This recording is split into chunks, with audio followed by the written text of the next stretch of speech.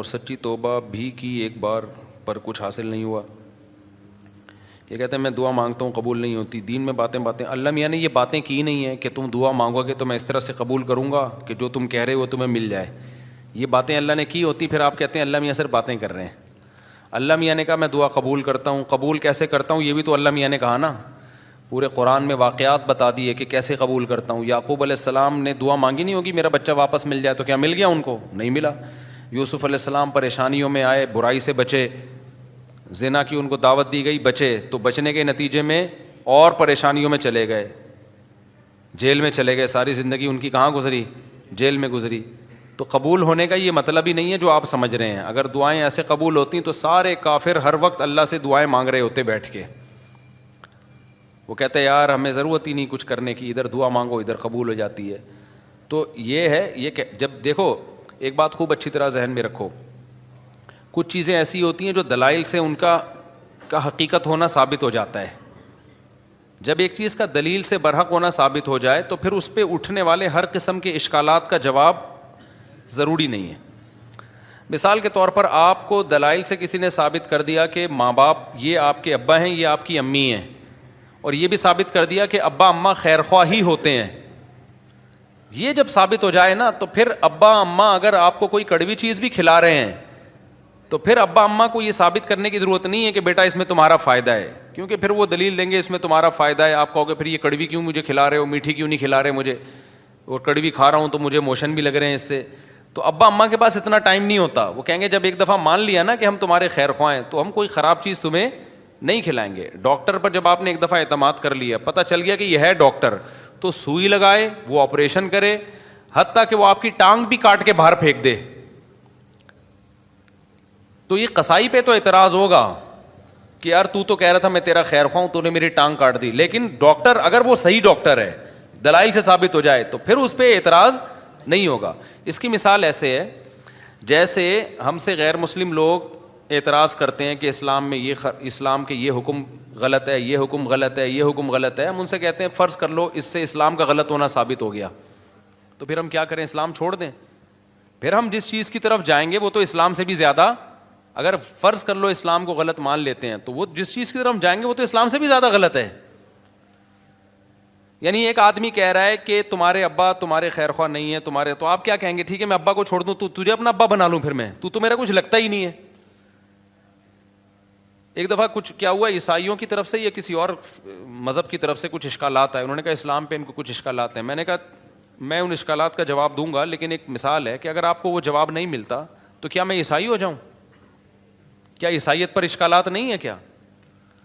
تو یہ دنیا میں ہو نہیں سکتا کہ ہر چیز 100% ہر چیز آپ کی سمجھ میں آ جائے. جب کچھ بیسک چیزیں جب سمجھ میں آ جاتی ہیں تو پھر آگے ہتھیار ڈالنے پڑتے ہیں آپ کو کہ بھئی آگے وہ سمجھ میں آئے نہ آئے, آپ نے یہ ماننا پڑتا ہے کہ جو چیز سمجھ میں آ جائے ٹھیک ہے, نہیں آئے تو بھئی میرا علم کیا ہے؟ ناقص ہے. پہلی بات یہ کہ یہ جو انہوں نے لکھا کہ اللہ تعالیٰ نے اسلام نے کچھ باتیں کی ہیں, دعائیں قبول ہوتی ہیں, قدم بڑھاؤ اللہ تمہارا ساتھ دیں گے, اللہ تمہیں جو ہے نا تم 2 قدم بڑھاؤ گے اللہ 4 قدم بڑھائے گا. تو اگر اس سے غلط ہونا ثابت ہو گیا تو یہ کیا مطلب؟ اللہ ہے نہیں کیا؟ یہ کائنات خود بخود بنی ہے, یہ ثابت ہونا چاہتا ہے اس سے. دوسرا اللہ ہے تو کیا مطلب وہ جھوٹ بولتا ہے معاذ اللہ, اس نے یہ غلط باتیں کی ہوئی ہیں. ظاہر ہے یہ بھی نہیں ہو سکتا, اللہ کیوں غلط باتیں کرے گا؟ یا اسلام کا غلط ہونا ثابت ہو جائے گا تو پھر کون صحیح ہے؟ کیا ایتھیسٹ لوگ صحیح ہیں جو جن کے پاس کوئی صحیح اور غلط کا کرائٹیریا ہی نہیں ہے, معیار ہی نہیں ہے ان کے پاس؟ تو پھر تو یہ انسان اور گدھے گھوڑوں میں کوئی فرق رہے گا نہیں, پھر تو یہ کائنات یہی آئے گا جو ایتھیسٹ کہتے ہیں خود بخود بنی ہے. تو وہ آپ یعنی ایک اشکال سے نکل کے بھاگیں گے اور اس کے بڑے اشکالات کے جال میں آپ پھنس جائیں گے. تبھی یہ جو ایتھیسٹ لوگ ہیں نا جو کہتے ہیں کہ ان کی سمجھ میں یہ نہیں آتا کہ یہ کائنات تو خود سے بن نہیں سکتی تو اللہ خود سے کیسے بن گیا, یہ بڑا اشکال دہرایا جاتا ہے. ہم ان سے کہتے ہیں کہ آپ کو یہ سمجھ میں نہیں آ رہا کہ اللہ ہمیشہ سے کیسے ہے, اور اس کی بیس پہ آپ اللہ کا انکار کر کے اس کائنات کو ہمیشہ سے مان رہے ہو. یہ سمجھ میں آ رہا ہے آپ کے کہ یہ ہمیشہ سے ہے, حالانکہ یہ زیادہ بڑا اعتراض ہے. یہ تو مادی چیز ہے, اس میں تو چینجر کے بغیر چینجنگ نہیں ہو سکتی, تو کریٹر کے بغیر یہ کریٹ کیسے ہو گئی؟ تو جب بھی کوئی اسلام پہ اعتراض کر رہا ہوتا ہے نا, ایک اعتراض کر کے وہ اس سے بڑے اعتراض کے جال میں پھنس رہا ہوتا ہے. تو آپ کو اپنی عقل کے گھوڑے وہاں روکنے پڑتے ہیں. آپ کہتے ہو یار کچھ چیزیں ایسی ہیں جو جہاں عقل ہماری رسائی کرتی ہے اور کچھ چیزیں ایسی ہیں وہاں ہمیں ہتھیار ڈالنے پڑتے ہیں. تو یہ نہیں ہو سکتا کہ کائنات خود سے بنی ہے, یہ بھی نہیں ہو سکتا کہ جس نے بنایا ہے اس نے انسانوں کو آزاد چھوڑ دیا ہو, کوئی ہدایت نہ دی ہو, اور یہ بھی نہیں ہو سکتا کہ وہ ہدایت اسلام کے علاوہ کوئی اور ہو, کیونکہ وہ قانون ہمیں ہدایت اسلام میں ہی ملتی ہیں, اس کے علاوہ کہیں اور نہیں ملتی. اب اگر اسلام ایک بات کہہ رہا ہے تو اس کا ظاہر آپ کی سمجھ میں نہیں آ رہا, تو بھائی پھر آپ دوسری آیتیں اور دوسری احادیث اور قرآن کی دوسری آیتیں ملا کے دیکھو گے تو آپ کو اس کا مطلب سمجھ میں آئے گا. اللہ نے یہ باتیں کی ہی نہیں ہے. جو کہہ رہے ہیں نا اسلام تو باتیں کرتا ہے, عملی طور پر تو کچھ نظر نہیں آتا, یہ بہت سے لوگوں کو اشکال ہوتا ہے. کتنی زیادہ تر عاشقوں کے ساتھ ایسا ہوتا ہے. ایک عاشقہ تھی, ڈاکٹر پہ عاشق ہو گئی تھی, یہ 10 سال پرانی بات ہے, اب سمجھ میں نہیں آئے گا کس کی بات ہو رہی ہے. اس نے مجھے بتایا, میں اللہ سے دعائیں مانگ مانگ کے تھک گئی. وہ ہاؤس جاب میں اس کے ساتھ جاب کرتا تھا نا, وہ لڑکا بھی ڈاکٹر بنا تھا, یہ بھی ڈاکٹر بننی تھی. مجھے اس سے عشق ہو گیا, میں دعائیں مانگ مانگ کے تھک گئی, اللہ دے ہی نہیں رہا. تو کہاں ہیں وہ دعائیں, کہاں ہیں وہ سب چیزیں جو اللہ نے وعدے کی ہیں؟ تو کچھ بھی نہیں ہے, ایسی ہی باتیں ہیں. کچھ لوگ کیا کرتے ہیں, ہمارے محلے میں ایک صاحب بیمار ہو گئے تو ان کو کسی نے بتایا کہ یہ وظیفہ پڑھو, قرآن کی یہ آیتیں پڑھو, ٹھیک ہو جائیں گے تمہارے ابا. وہ سارا دن پڑھتے تھے, آیت کریمہ بھی پڑھی, وہ پھر ابا کا پھر بھی انتقال ہو گیا. اور انتقال بھی ایسے ہوا کہ ڈاکٹروں نے کہا تھا کہ احتیاطاً آپریشن کروا لیں آپ. ویسے وہ ٹھیک ٹھاک تھے, احتیاطاً آپریشن کے چکر میں گئے اور نکلے ہی نہیں آپریشن تھیٹر سے ہی, ان کی ڈیڈ باڈی آئی. اچھے بھلے ہنستے کھیلتے گئے تھے, وہ آپریشن ہی ناکام ہو گیا. تو انہوں نے کہا ہم نے تو اتنے وظیفے پڑھے. تو بھائی اللہ میاں نے اگر یہ کہا ہوتا نا کہ میں دعا اس طرح سے قبول کروں گا کہ جس کو ٹھیک ہونے کی دعا مانگو گے ٹھیک ہو جاؤ گا, تو پھر لوگ مرتے کیا؟ پھر تو انسان کی عمریں سب کی 90 سال لازمی عمر ہوتی, کیونکہ کون بوڑھا نہیں ہے جس کے لیے, کون بیمار نہیں ہے جس کے لیے پیچھے دعائیں نہیں مانگی جاتی. دعا کا مطلب ہمیں یہ بتایا گیا ہے کہ تم نے اپنا کیس فائل کر دیا اللہ کے دفتر میں, اپنی ذمہ داری تمہاری ہو گئی ہے پوری. بڑا آفیسر بیٹھا ہوتا ہے نا, تو آپ جاتے ہیں اس سے کوئی ریکویسٹ کرتے ہیں, کہتے ہیں بھائی یہ پروسیس ہے, اس کو فالو کرو, اور اپنی فائل یہاں ویزے کے لیے آپ نے اپلائی کر دیا نا, ٹھیک ہے, آپ کی ذمہ داری کیا ہو گئی, پوری ہوگی. آپ کو انٹرویو کے لیے بلایا جائے گا, ہم نے ویزا دینا ہوگا دیں گے, نہیں دینا ہوگا نہیں دیں گے. تو ہم نے اپنی ذمہ داری پوری کر لی ہے. باقی اللہ کا کام ہے, وہ اس طرح سے دعا قبول کرتا ہے یا اس طرح سے دعا قبول نہیں کرتا. لیکن اس نے کہا میں قبول کرتا ہوں, کیا مطلب؟ پھر اس نے قبول کرنے کا مطلب ہمیں بتایا ہے. بعض دفعہ میں وہی چیز تمہیں پکڑا دوں گا جو تم چاہ رہے ہو, بعض دفعہ اس کا کوئی آلٹرنیٹ میں تمہیں دے دوں گا, بعض دفعہ کوئی مصیبت آنے والی ہوگی وہ مصیبت میں تم سے ٹال دوں گا. کچھ بھی نہیں, آخری درجہ حدیث میں آتا ہے اس کے بدلے میں اجر دے دوں گا جو آخرت میں ملے گا تمہیں. اب جس کو آخرت پر ایمان ہوگا وہ مان لے گا, جس کو نہیں ہوگا تو اللہ کہتے ہیں جاؤ نہ مانو. پھر تو بدماشی تھوڑی ہے اللہ کے سامنے کسی کی. کوئی کہتا ہے یار آخرت میں کیوں, مجھے دنیا میں چاہیے. اللہ کہتے ہیں تم آخرت کو نہیں مانتے تو جاؤ تم.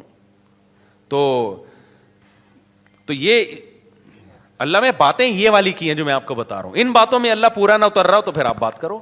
اور یہ بھی آپ کی بات ہے کہ آپ کو پوری ہوتے ہوئے نظر نہیں آ رہی. ہم نے اپنی زندگی میں اپنی دعاؤں کو پورا ہوتا ہوا, میرے کتنے مسائل حل ہوئے ہیں الحمدللہ. آج تک جتنے مسائل میں نے اپنے آپ کو ڈالا ہوا ہے آپ سوچ سکتے ہو کتنی ذمہ داریوں میں ڈالا ہوا ہے نا ہم نے اپنے آپ کو. ہمارے تو سارے مسائل بھائی دعاؤں سے ہی حل ہو رہے ہیں. سارے مسئلے اللہ کا شکر ہے ہمارے دعاؤں سے حل ہو رہے ہیں. بلکہ مجھے تو ڈر لگتا ہے کہ اللہ ہم سے کہے گا تمہارا عمل تو کچھ بھی نہیں ہے, سارے مسئلے ہم نے تمہارے کیا کر دیے, حل کر دیے. تو یا تو بھائی آپ نے کچھ ایسے مسئلے بنائے ہوئے ہیں جو مسئلے ہیں نہیں, وہ آپ کے اپنے بنائے ہوئے مسئلے ہیں, یا پھر آپ نے اللہ پر کو یہ جو ہم کہتے ہیں نا یہ کروں تو یہ پورا ہو جائے, اس کا مطلب اللہ آپ ہیں اور اللہ کیا ہے, آپ کا بندہ ہے. پھر وہ اگر آپ یہ چاہتے ہو نا میں یوں کہوں اور اللہ یوں کر دے تو پھر تو اللہ آپ بن گئے نا بھائی. جس کا آرڈر چلتا ہے, جس کی بات 100% مانی جاتی ہے, باس تو وہ ہوتا ہے. کیا خیال ہے؟ تو پیغمبروں کی سیرت قرآن نے جو اتنی لمبی لمبی سیرت بیان کی, موسیٰ علیہ السلام کے بارے میں بتایا کہ بنی اسرائیل کو وعدے کرتے رہے کہ اللہ تمہیں غلبہ دے گا, اللہ تمہیں. بنی اسرائیل نے ایک دن تنگ آ کے کیا کہا ہے, اوذینا من قبل ان تأتینا ومن بعد ما جئتنا, اے موسیٰ تیرے آنے کا کوئی فائدہ نہیں ہوا. آنے سے پہلے بھی ٹینشن تھی, آنے کے بعد بھی ٹینشن. موسیٰ علیہ السلام نے کیا کہا, عسیٰ ربکم ان یرحمکم, امید ہے اللہ رحم کرے گا, امید ہے اللہ کیا کرے گا, رحم کرے گا. اور بالکل اینڈ میں لے جا کے نا جب بنی اسرائیل نے کہا اب تو مر ہی گئے, بالکل دریا کے کنارے کھڑے ہوئے کہہ رہے ہیں اب تو بس مارے گئے. موسیٰ علیہ السلام اس وقت بھی کیا کہہ رہے ہیں, بھائی اللہ میرے ساتھ ہے. اس وقت یہ بھی نہیں کہا مدد کرے گا, ساتھ ہے, جو ہو رہا ہے ہمارے حق میں بہتر, بھلے شہادت دے دے یہاں پہ, ٹھیک ہے نا, بھلے شہادت دے دے, لیکن میرے ساتھ اللہ ہے, میں اس کو ناکامی نہیں سمجھتا, جو بھی میرے ساتھ ہو رہا ہے میں اس کو ناکامی نہیں سمجھتا.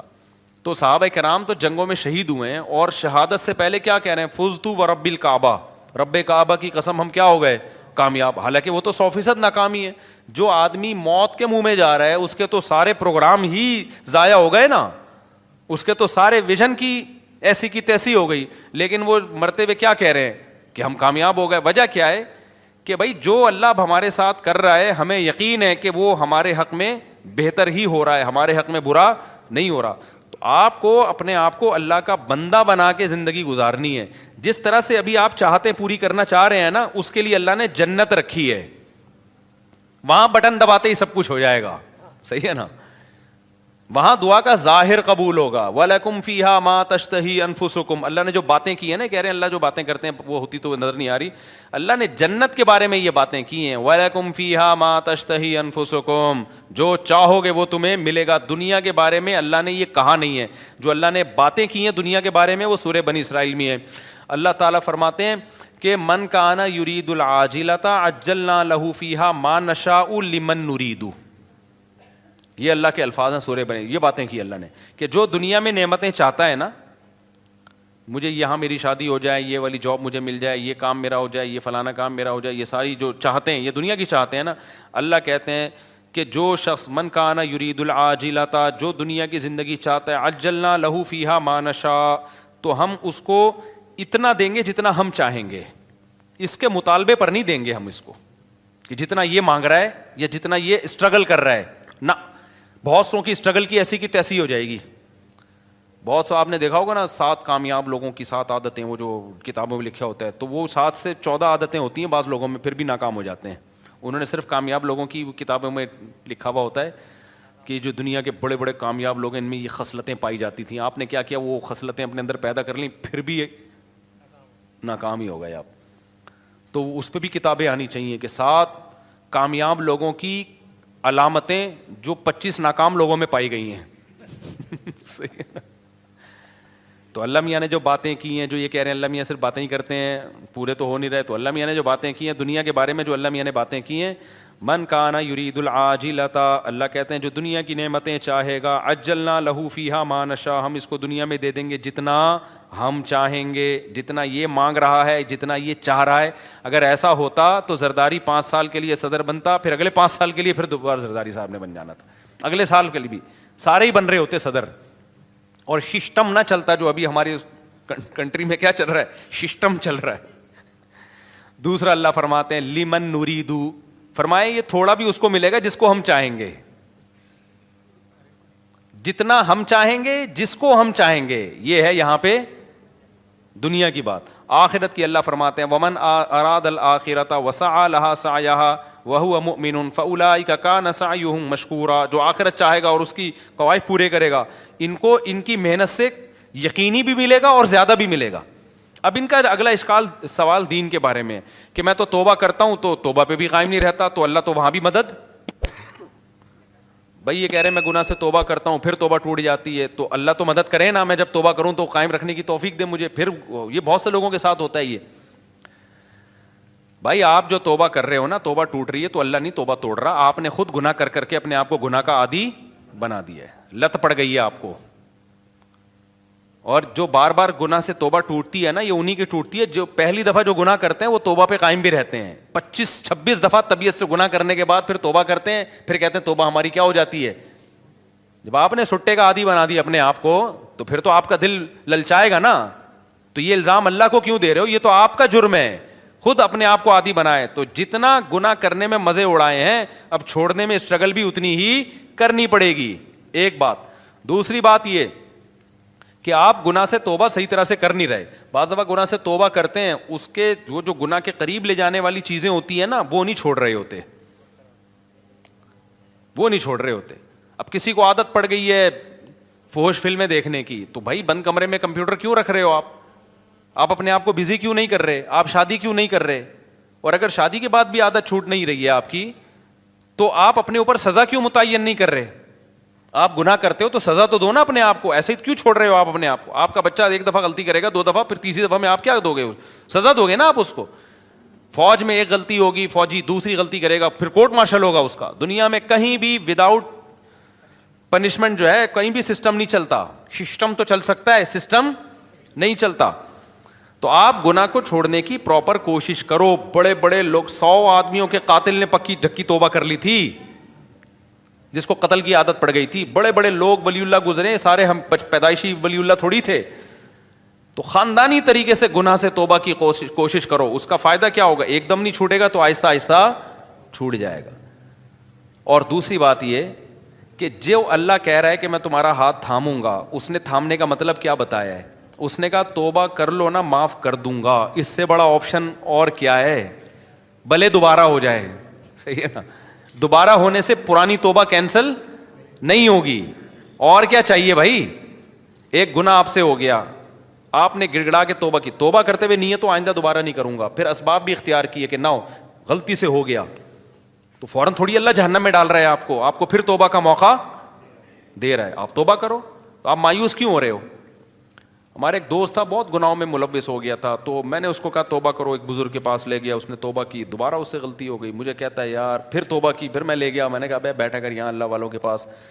پھر وہ پھر دوستوں میں بیٹھنا جو, پھر توبہ غلطی ہو گئی, پھر میں لے گیا, ایک بزرگ تھے ان کے پاس لے گیا, یار ادھر بیٹھا کر اللہ اللہ کچھ سنا کر.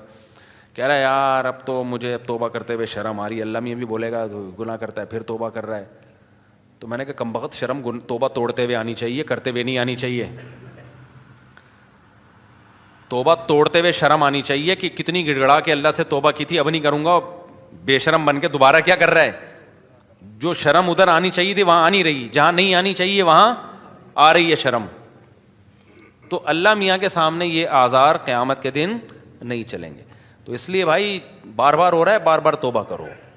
اللہ میاں نے آپشن رکھا ہوا ہے, تبھی یقینی جہنمی کسی گنہگار کو نہیں کہا جا سکتا. عین ممکن ہے آپ کی اس اسٹرگل کی بیس پہ اللہ کہے چل بھائی کوشش میں لگا ہوا تھا, تو بھائی آپ اسٹرگل میں لگے رہو, مایوسی کی باتیں مت کرو. ہم اللہ کے بندے ہیں, غلام ہیں, ہم اس زمین کے باپ نہیں ہیں. مغفرت کے دروازے کس کے ہاتھ میں ہیں؟ تو جھکے رہو گے اللہ کے سامنے, لگے رہو گے. ہو سکتا ہے اللہ ویسی کسی فرشتے کو بولے اس کو ٹھڈا مار کے جنت میں بھیج کے, تو جنت میں جانے والا بنتا نہیں تھا بنتا نہیں تھا, چل جا یار کیا کر, کوشش میں لگا ہوا تھا, چل جا جنت. بعض دفعہ ایسے ہوتا ہے نا کہ کوئی چپک جاتا ہے آپ سے, کوئی بھکاری, آپ کو پتا ہے یہ مستحق نہیں ہے, لیکن جان چھڑانے کے لیے آپ کہتے ہیں لات مار کے اس کو 50 روپے دفع ہو یہاں سے, یہ پکڑ پیسے جا. تو ہو سکتا ہے اللہ کی رحمت جوش میں آئے, اللہ کہ توبہ کرتا تو رہتا تھا نا, گناہ پہ ڈٹ تو نہیں گیا تھا نا, اس کو ندامت تو تھی, روتا تو تھا. تو اللہ میاں ہو سکتا ہے کوئی فرشتے سے کہیں اس کو بنتا نہیں ہے اس کا جنت میں جانا, لیکن اس بے غیرت کو بولو دفع ہو جنت میں, شاید اللہ کر دے. لیکن اگر یہ اسٹائل ہے نا, جو یہ والا اسٹائل ہے کہ اللہ میاں باتیں کرتے ہیں پوری کرتے نہیں ہیں, میں تو توبہ کی کوشش کر رہا ہوں, ہوتا کچھ بھی نہیں ہے, پھر تو مایوسی ہے. اللہ کے سامنے جو اکڑ گیا تو اللہ کا, شیطان اکڑا ہے یار, اتنا پرانا تعلقات اس کے اللہ سے, وہ اکڑا ہی تو تھا, تو اللہ کا کیا بگاڑ لیا اس نے. تو اللہ کے سامنے اللہ کے سامنے گنہگار جو تواضع کرنے والا ہو اس کی ویلیو زیادہ ہے, پرہیزگار جو اکڑ دکھانے والا ہو اس کی اللہ کے ہاں ویلیو بولو نہیں ہے.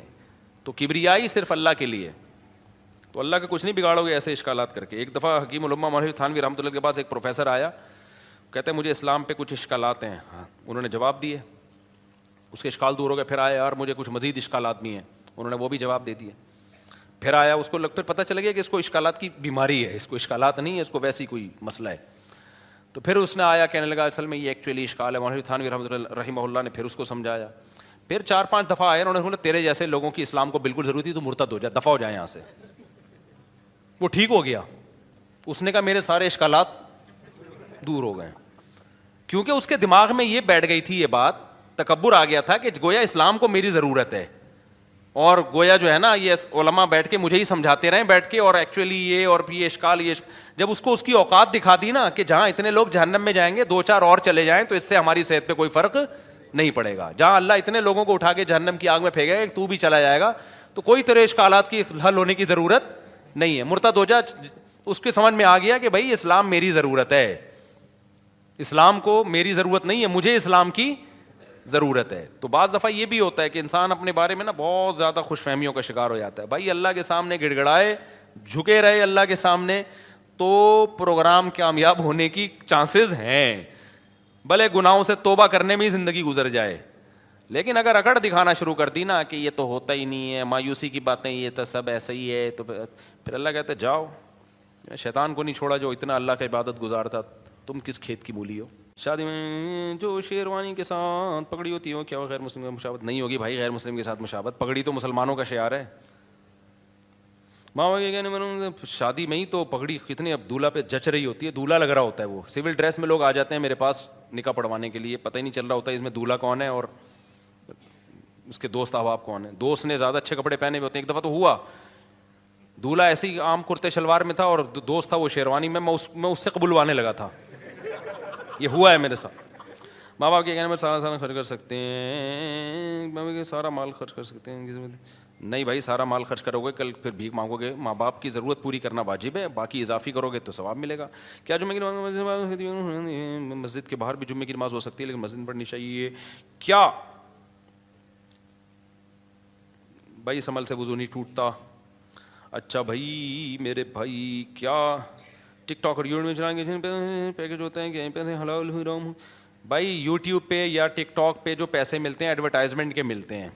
تو اگر حرام چیز کا ایڈورٹائز ہے، شراب کا، سود کا، بینک کا، سودی بینک کو پروموٹ کیا جا رہا ہے، کسی فلم کا ایڈ چلایا جائے، تو پھر اس ایڈ کی آمدن کیا ہے؟ حرام ہے. اور اگر حلال چیز کی کا ایڈورٹائز ہے تو اصل آمدن حلال ہے، لیکن چونکہ اس میں کچھ غلط چیزیں بھی شامل ہو جاتی ہیں اس لیے کہا جاتا ہے کہ اصل آمدن حلال ہے، اس میں جو حرام شامل ہو رہا ہے تو آپ ایک اندازے سے کچھ رقم، کچھ کہتے ہیں 5%، کچھ کہتے ہیں 10%، کچھ کہتے ہیں 2.5% بھی ہے، تو اس کا ایک کوئی یقینی معیار نہیں ہے، تو احتیاطاً 5% صدقہ کر دو اس میں سے.